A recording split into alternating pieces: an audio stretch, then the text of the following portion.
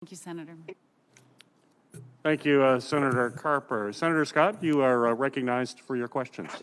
Thank you, Chairman Peters. First off, thanks for being here. First off, I want to thank FEMA. I mean, I had 4 big hurricanes. I had floods. It seems like I had every Old Testament problem when I was in my years as governor, and FEMA was always showed up, and Gracia Check was outstanding. I hope she's somebody that sticks around for a long time, because she always showed up, she answered the questions, and she seemed like she was very fair and cared about not wasting dollars. So I didn't deal with all the other regions, but I dealt with her.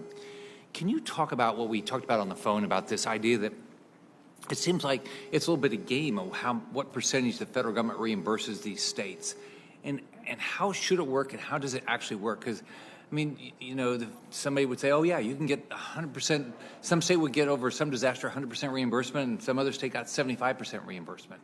Can you talk about why that is the way, and should it be that way? Senator, you know, the application of the public assistance program can often be complicated and confusing, and I understand that there is frustration at the local level. I've experienced it myself as a local emergency manager in what is going to be eligible and what's not eligible.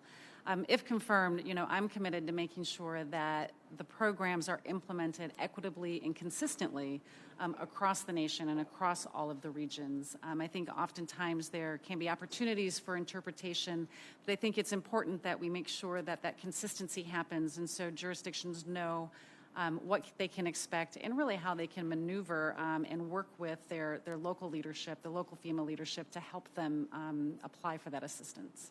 Thanks.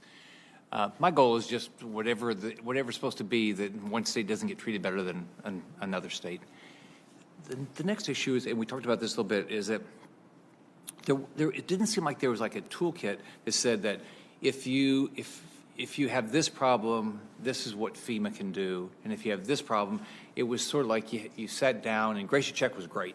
You sat down and said, okay, can I organize a program to do these things, rather than this is the program that we have, and these are your options. Does it make sense to be more, have more options for people, rather than, it's like almost a little bit like, let's make a deal? Well, I think, Senator, it's a great question. There's tools that I believe FEMA does have. They've increased the number of tools that I've seen on their website on, you know, what you can and cannot expect from different programs. In fact, I've seen some tremendous tools that they've put on there for, you know, what's eligible under the COVID-19 assistance. But I agree that, you know, sometimes it can be confusing. But I think it's also important that we strike a balance with remaining flexible with what the Stafford Act has, so we can be creative and innovative, because no two disasters are alike. They may have different needs, and it's important to be able to use the Stafford Act as available and applicable to meet those unique needs that we might see in different disasters. Yeah. I talked to Chairman Peters about this, I think yesterday, and we talked about this on the phone. It's the way that in my state, you know, after Irma, we had this debris pickup, and if we had an existing contract in place and we used that, reimbursement was like $750 to $850 a cubic yard, I guess it is. But then if we use the Corps of Engineers, it was over $70, is my understanding. I mean, how can this happen? I mean, what's the process to make sure that doesn't happen? I mean, it doesn't seem fair to whoever's paying the check, and you know, for debris pickup, the federal government pays the lion's share of that. Yes, Senator. You know, I've worked a lot with the Army Corps of Engineers in a variety of different disasters, and they're very good at what they do, but they also come with a price tag. And I do believe that, you know, one of the ways that jurisdictions can be better prepared is by doing some pre-existing contracts ahead of time. In New York City, we've put 13 different on-call emergency contracts in place that we worked with FEMA to develop to make sure that they would be eligible. So that way we could expedite the response that we were going to have to those disasters.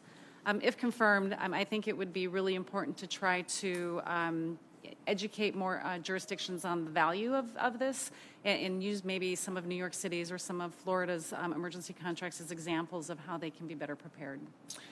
I didn't make any progress on this bill, but I proposed a bill. I've been up here 2 years. I think it was the first year. It basically said that you're not going to get reimbursed if you don't do that. I mean, why should we? It's not that hard to go get a contract for debris pickup, right? I mean, you just go put up bid. There's a whole process you can do, and FEMA actually has a process you're required to do anyway, right? And so why wouldn't we mandate that if they want to get reimbursed, do that, so we don't sit and put ourselves in a position that after the fact, then somebody can come in and say, oh, yeah, now I'm really busy, I want a higher price. I mean, why wouldn't we do that? Why wouldn't we mandate that? Doesn't it seem to make sense? Yeah, Senator, I believe it's really important that we do everything that we can to help communities be prepared. But again, I also think that we have to have a balance between what their own capacities are, and some jurisdictions have less capacity than others. But I do believe it's important, and if confirmed, would work to help educate and use some of FEMA's resources, such as their procurement disaster assistance teams, right, to help people understand how to better put those types of tools in place to help them. One thing that surprised me up here is, and you know, the GA, Inspector Generals have different reports, and GAO has different reports about waste, fraud, abuse. I mean, you can call it all different things, and we saw a lot of it in the debris pickup. When you were at FEMA, do you use that stuff to try to get rid of the waste, and whether it's waste or fraud, whatever it is, to try to reduce the cost for the taxpayers? Have you found, has that been helpful at all, the Inspector General's, the GAO reports? Senator, you know, I've read some of the Inspector General reports and GAO reports, and if confirmed, you know, I look forward to working with the leadership at FEMA to better understand their role or where they're at in implementing those.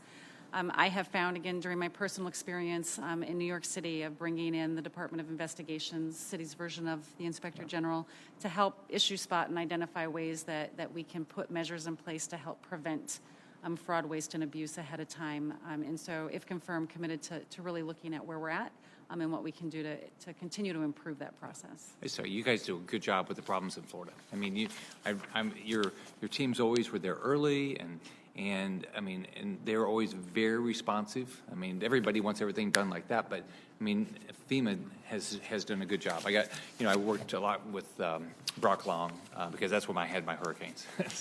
But Gracia Check, I hope she sticks around because she did a great job. Oh, I have worked many disasters with Ms. Check, and you have a great resource there. Well, good luck. Thank you. Thank you, Senator Scott. Ms. Criswell, as I mentioned, people are coming and going. We have a series of votes going on while this is hearing. I'm going to have to leave to vote now. Senator Hassan will now preside over the hearing, and you are also recognized for your questions. So thank you, Senator Hassan. Well, thank you, Mr. Chair. I want to thank you and our ranking member, Senator Portman, for convening this hearing. I also want to thank Ms. Criswell for coming before the committee today, for the service you have already provided to this country and to your community, and for your continued interest in doing this kind of work and serving.